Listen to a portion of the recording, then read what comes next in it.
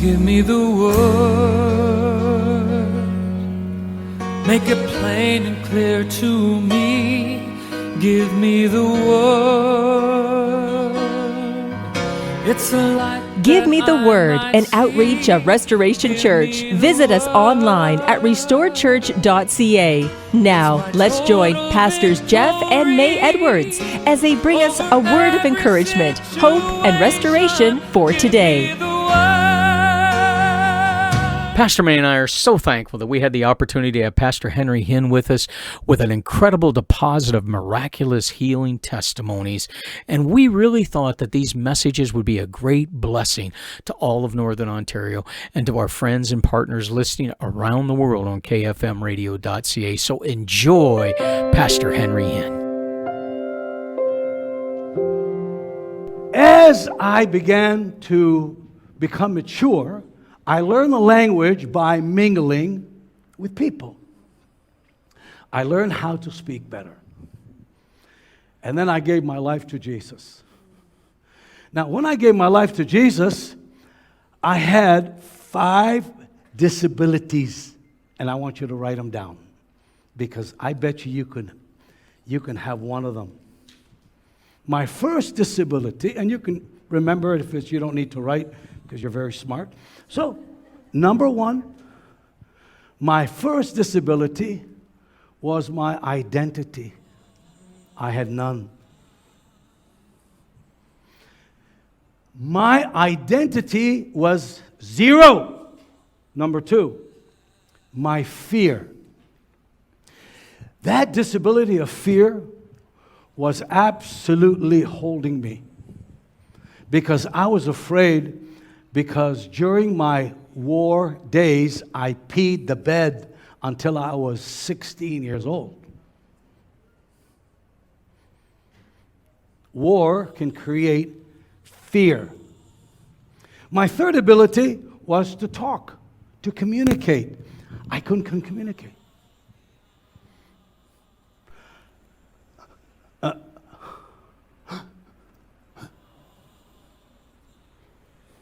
And when you can't communicate, I promise you, it is the worst disability of all because everything that comes in stays inside.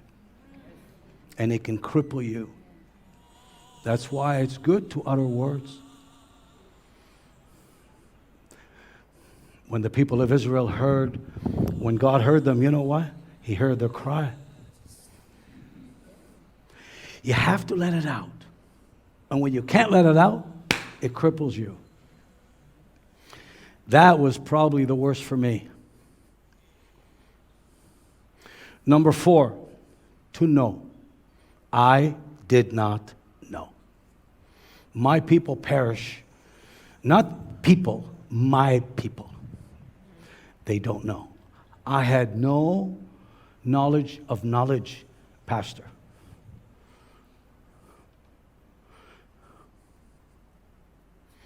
Now that's really, really not easy. I know it sounds easy, it's not.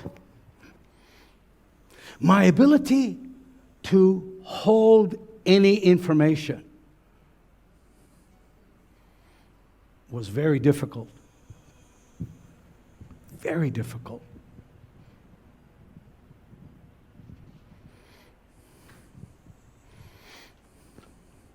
You know your identity is the worst because you think the worst of yourself. And that is dangerous because I always thought if I can just kill myself. Even when I was in school, I would go to the area outside in the school in Toronto, and I would face the corner or face something, be by myself, saying, I wish I can die. I wish I can die. And number 5, no power to live. When you think that low, you attempt to be disabled in such a way that you become paralyzed in every way. Now, I know that sounds pity and that sounds poor Henry. No. So when I gave my life to Jesus, I gave him all the disabilities. Did you all hear what I just said? Lift your hands up high and give him all your disabilities. For me, it was easy. So easy, Curtis. For me to give him what I didn't know was easy because I didn't know. For me to give him my identity, I didn't have any. Gifts, I had none. Music, zero. I couldn't even play the drums. Singing, reading, this girl taught me how, mostly.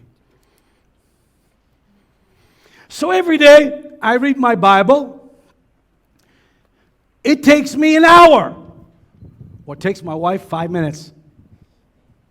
Because when I read, I got to read slower than you professors. I don't have the ability to fast read through. For every word, even the dot, I read it. I don't miss anything because I don't know how. My disabilities cause me to be able to absorb much better. And this created 5 blessings, and I'm going to give them to you real quick.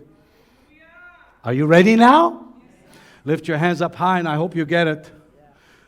So, here's the 5 blessings that come when you call it surrender. What is it called? Surrender. That's right. Surrender means where you literally give up, and I did it before, and I don't want to do it again, but you take a bottle of water and you empty it totally. Do you remember that? I messed up your carpet, and you all got upset. I learned to empty myself very quick. Most people have a hard time emptying themselves. It takes trials, tribulations, all kinds of trouble for them to finally say, okay, I give up. But for me, I surrendered. And when I surrendered, here's the first blessing. Are you all ready? The first blessing is that I received the Lord is where He becomes the Lord of my life. Which means He becomes the controller. I know that's really something you hear, but I'm not sure if you're getting it. Let me say it different way. It's easy for me to let Him lead me. Because the song, I did it my way, doesn't exist. But, Lord, you do it. Now, here's the blessing. Are you all still with me? Please don't fall asleep now. This is the worst time. So lift your hands up high. Some of you wake yourself up. Now, here's the big blessing. God does it. I hope you got that. How many want God to be the one to do it? If I can talk to pastors today about letting God do it, we would have revival in Sudbury probably in next weekend. But the problem is men don't want to let go to let God do it. And the truth of fact is, when I surrendered, God began to do it, changed my life. He became the one doing everything. And I'll say it in the best I can and in the ability I can. God will do it before I even try. I hope you got that. So before I even try, it's done. because I knew that I can't do it. How many ever said to the Lord, Lord, I just can't do that? Wave your hand, come on. She said, I can't do it. I can't change my husband, you'll have to. I can't change my kids. My kids. I can't change this. Exactly. Because God has the ability to take a man, make his heart hard or soft. Are you all still with me? Stop trying to play God. Let Him do it. It's not by might. You understand what that means? It's not by power, but by my Spirit.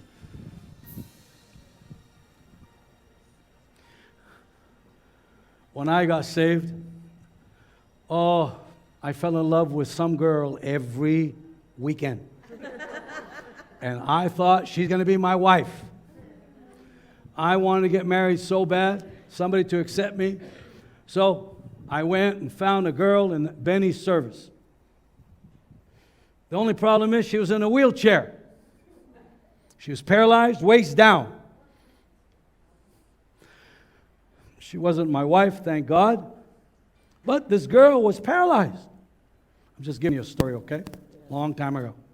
Don't worry, Donna doesn't get jealous. I'm the one who gets jealous. So this girl would come to the Monday night healing service every Monday night. So I thought, okay, this is the way I was thinking. Get her healed and I'll marry her. I'll get that girl out of the wheelchair and to the altar. So I said to her, would you like to go out with me? She said, oh, really, me? I said, yes. Now, she's beautiful waist up. But waist down, she's paralyzed. But in my head, I thought she's going to walk down the aisle. Because I didn't realize my faith level kicked in. Because my mind, my disability created faith. Are you all still with me? I'm almost finished. Faith, I call it like a child. Which means I believe in anything. I believe in what God says, it's done. Are you all still with me? This is the disability that changes. Pastor Jeff, I know I'm preaching a little longer than usual. That's to get rid of the people that are critical, and they're gone. So let me keep going. So here's the deal. It's amazing. People from Sudbury, they think they know God. Oh, my God. And they know it all. They're in big trouble. You need to put a sign at that door. Say, come in to receive. If you know it all, go back to your church. That's what I did in my church. And I had a lot of services where I emptied the building.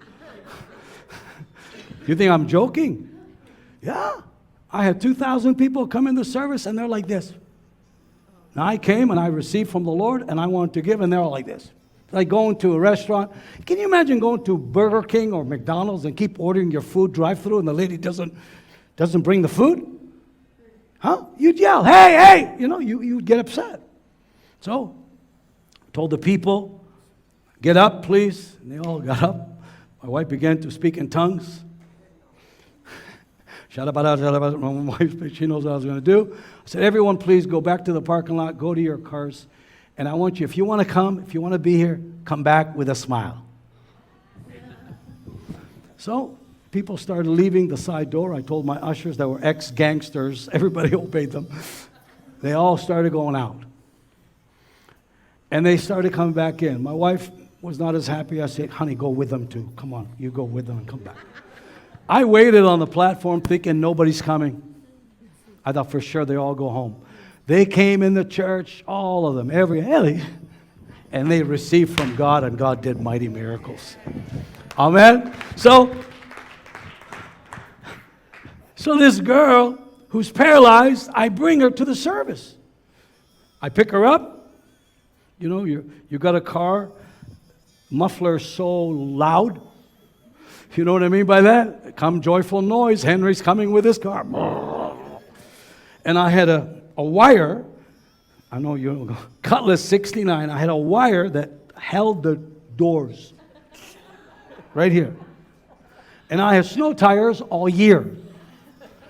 And that thing ran on the Holy Ghost. I pray over it all the time. So I took her to her place, and she said, "Can you get my shoes? Today's my day." I said, "Yes." I'm thinking, marry me. So I took her shoes, red shoes. She had brand new red shoes.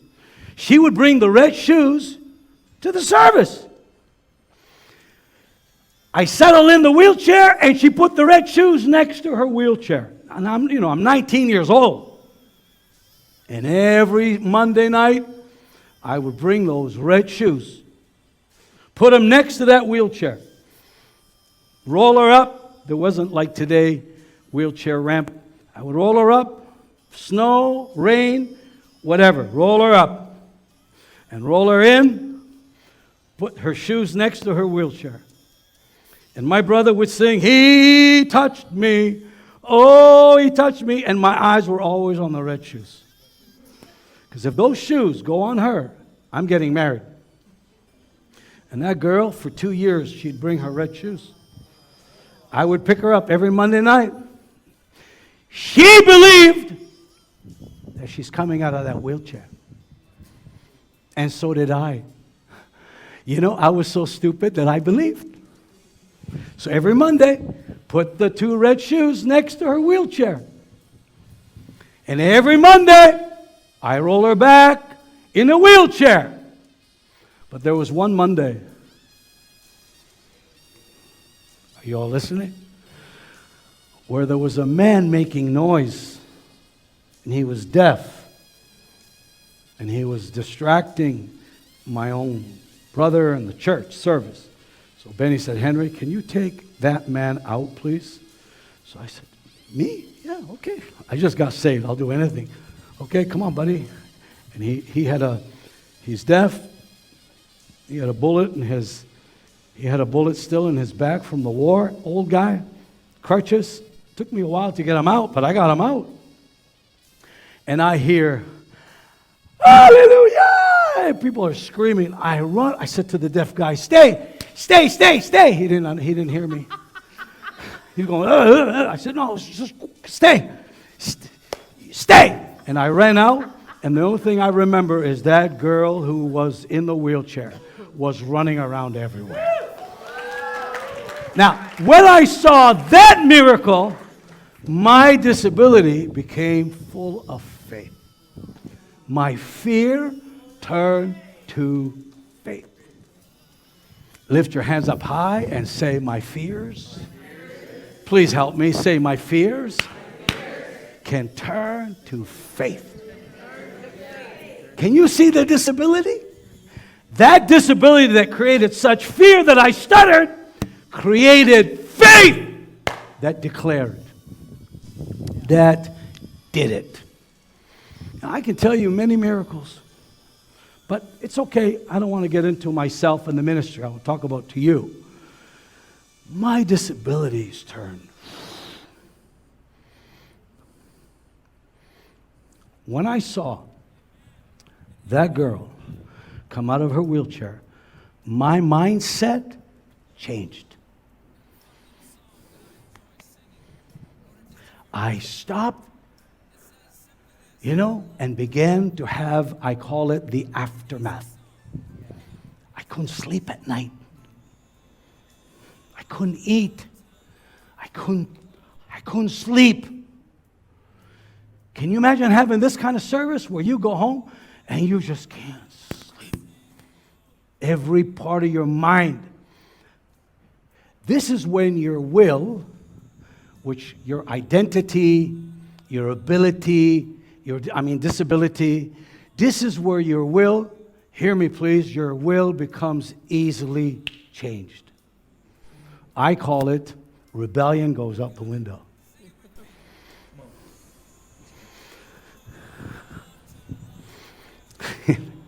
Come on, man. Now you think I'm scared of people? Huh? A man comes in here and sits like this, tells me he knows everything. He's already touched when he's got a big problem at home. And God gave him an opportunity. But let me tell you, I've seen God change things. Amen. It's very dangerous when God gives you an opportunity and you reject him. This is where my ability and my disabilities began to clash. And let me tell you what I mean. My disability created a form, Pastor, that if God says it, just do it. Everyone say it with me, come on. If God said it, just do it. You know, we play games, but God doesn't. I mean, I don't like reading about Elisha and people making fun of him, and 42 kids get eaten by 2 bears. That's not really a fair situation. Can you imagine God causing a bear, 2 bears, to come out and eat a bunch of kids? That's a cruel God. But he's a holy God. Don't touch what you're not supposed to touch. How many understand? God was obviously bothered by somebody making fun of a bald man. It's scary, isn't it? To me, it's scary. So I don't make fun of people, especially when they are walking with God. Don't touch them. Years ago, I met Corton Boom. You know the lady Corton Boom. She came from Holland, and she was in prison helping the Jews. She came to Canada, full gospel businessman, Hamilton, and I got invited to share my testimony back in the late 70s. And this lady was there, and I was asked, go help her to her room. She was short like this. She had a bun on her head, small heel, and her body was this short. But I'm telling you, when I was walking her to her room, carrying her purse, my body was shaking. My heart was beating because I felt like I was carrying God's purse. But some of you don't get that. And today, if we have an Ananias and Sapphira situation, we call 911. But God is about to do things like that. Don't touch what doesn't belong to you. How many understand? We don't see the power of God like we used to. We don't see the things that we used to, like we used to see. Seeing the power of God, Pastor Jeff, caused me to respond quick. Quick. Don't pray about it. Do it. So before I finish this statement, how close are you to the Lord? How close are you?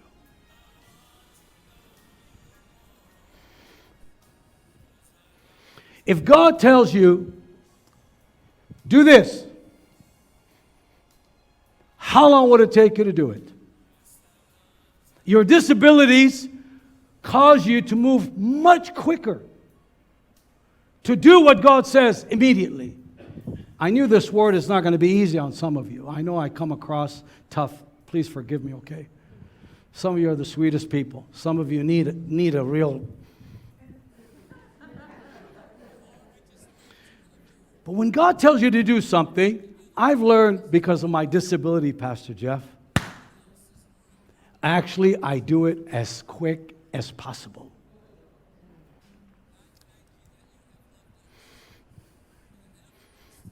I'm sitting on the stage in Venezuela, and I told you this story before, and my brother's having a crusade, and there's 100,000 people.